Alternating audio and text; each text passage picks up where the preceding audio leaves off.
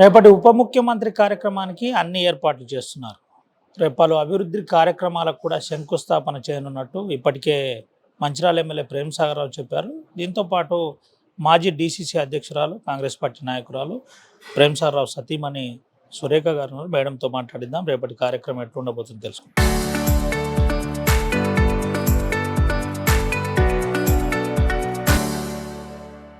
అమ్మ, ఎట్లుండబోతుంది రేపటి కార్యక్రమాలు? ఏ విధంగా? రేపు ఉప ముఖ్యమంత్రి బట్టి విక్రమార్క గారు గూడెంగుట్టకు ముందుకు వస్తారు. అక్కడ గూడెంగుట్ట ఆలయ అభివృద్ధి పనులు ఏర్పాటు చేయడం దానికి శంకుస్థాపన చేయడం జరుగుతుంది. 70 కోట్ల రూపాయలు గూడెంగుట్టకి శాంక్షన్ అయినాయి. అందులో 58 కోట్లు ఆలయ అభివృద్ధి కోసం, అలాగే 12 కోట్లు రాబోయే పుష్కరాలకు ఘాట్లు మిగతా వాటికి శాంక్షన్ చేయడం జరిగింది. రేపు దేవాదాయ శాఖ మంత్రి కొండ సురేఖ గారు కూడా, మన ఇన్ఛార్జ్ మంత్రి జూపల్లి కృష్ణారావు గారు, ఇంకా మిగతా మంత్రులందరూ కూడా, శ్రీధర్ బాబు గారు కూడా వస్తున్నారు. తర్వాత రేపు మధ్యాహ్నం గూడెంగుట్ట ఆలయ శంకుస్థాపన తర్వాత ఇక్కడ పద్మనాయక కళ్యాణ మండపంలో సింగరేణి డిపెండెంట్ ఉద్యోగాలు ఏవైతే కారుణ్య నియామకాలు ఉన్నాయో అవి మంత్రి గారు, ఉప ముఖ్యమంత్రి గారి చేతుల మీదుగా అవి కూడా ఇవ్వడం జరుగుతుంది. ఆ తర్వాత ఎల్లుండి మళ్ళీ కూడా ముఖ్యమైన కార్యక్రమం ఉంది. ఇప్పుడు స్పెషల్ ఇంటెన్సివ్ రివిజన్ ఎస్ఐఆర్ ప్రక్రియ తెలంగాణలో మొదలుపెట్టబోతున్నారు. దానికి ముందే మా బిఎల్ఏలను అప్రమత్తం చేయడం కోసం హైదరాబాద్ నుండి బిఎల్ఏలకు ట్రైనింగ్ ఇవ్వడం, ఆ కార్యక్రమం ఎల్లుండి ఉంటుంది. అలాగే రేపు సాయంకాలం ఇంకొక ముఖ్యమైన ప్రోగ్రాం ఉంది. ఏదైతే మన మంచిర్యాల నడిబొడ్డున ఉందో విశ్వనాథ్ ఆలయం, అది చాలా దాదాపు 60-70 ఏళ్ళైంది ఆలయం కట్టి. అదంతా కూడా మొత్తం రిపేర్లకు వచ్చి ఉంది. దానికి కూడా ఒక 3 కోట్ల రూపాయలు ఇప్పుడు రాష్ట్ర ప్రభుత్వం శాంక్షన్ చేయడం జరిగింది. అలాగే ప్రేమ్ సాగర్ రావు గారు ఇంకా వివిధ రకాలుగా ఆలయ అభివృద్ధి కోసం నిధులు సేకరించడం అనేది జరుగుతుంది. ఆ ఆలయ శంకుస్థాపన కార్యక్రమాలు కూడా జరుగుతాయి. రేపు ఇక్కడే ఉంటారమ్మా? ఒకరోజు ముఖ్యమంత్రి నుండి ఎస్ఐఆర్ కార్యక్రమంలో కూడా ఉప ముఖ్యమంత్రి పాల్గొనబోతారా?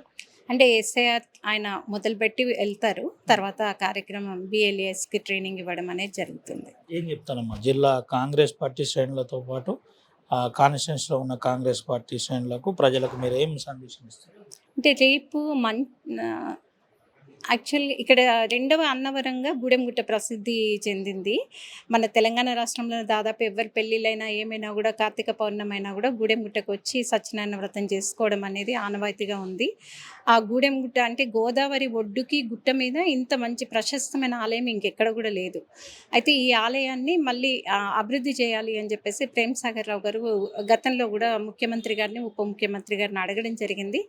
దాన్ని దృష్టిలో పెట్టుకొని ఇప్పుడు రాబోయే పుష్కరాలను కూడా దృష్టిలో పెట్టుకొని 70 కోట్ల రూపాయలు ఆలయ అభివృద్ధి కోసం శాంక్షన్ చేయడం అనేది జరిగింది.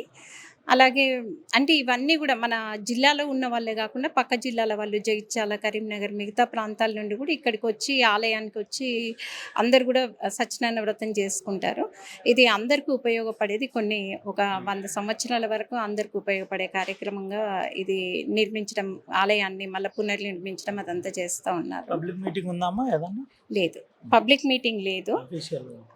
అసలు ఇప్పుడు తెలంగాణ రాష్ట్రం మొత్తం కూడా కాంగ్రెస్ పార్టీ ప్రతిపక్షాలలో ఎవరున్నారో అందరు కూడా భయపడుతున్నారు.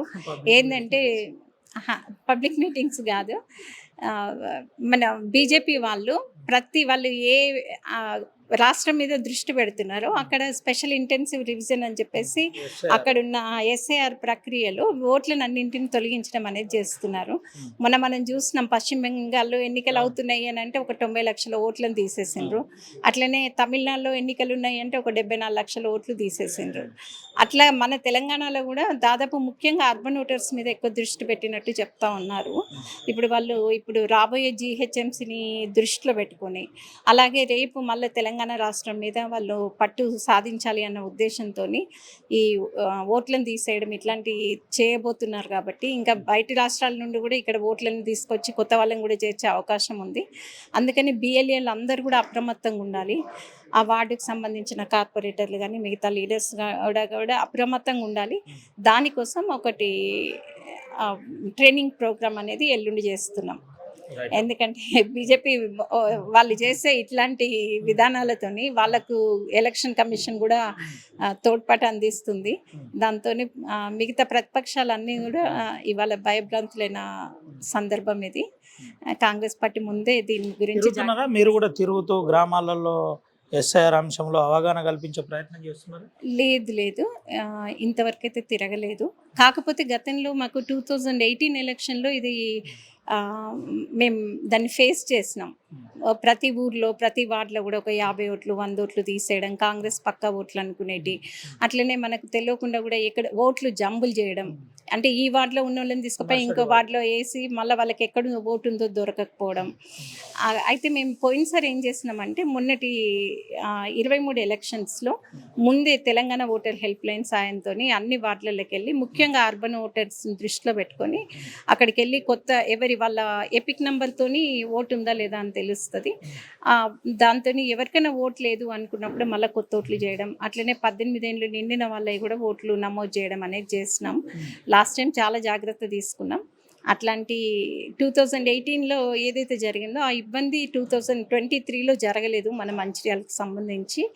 అయినా కూడా మళ్ళీ ఇప్పుడు ఈ స్పెషల్ ఇంటెన్సివ్ రివిజన్ ఈ ప్రోగ్రామ్ ఏదైతే చేస్తున్నారో ఎస్ఐఆర్, దాని మీద కూడా ముందు జాగ్రత్త చర్యలు తీసుకోవాలి. ఇంకా 2.5 సంవత్సరాల తర్వాత ఉంది యాక్చువల్గా అసెంబ్లీ ఎలక్షన్. కాకపోతే ముందు జాగ్రత్త చర్యలుగా మన వాళ్ళందరినీ కూడా అప్రమత్తం చేయాలి అని చెప్పేసి ఈ ప్రోగ్రామ్ ఏర్పాటు చేయడం జరిగింది.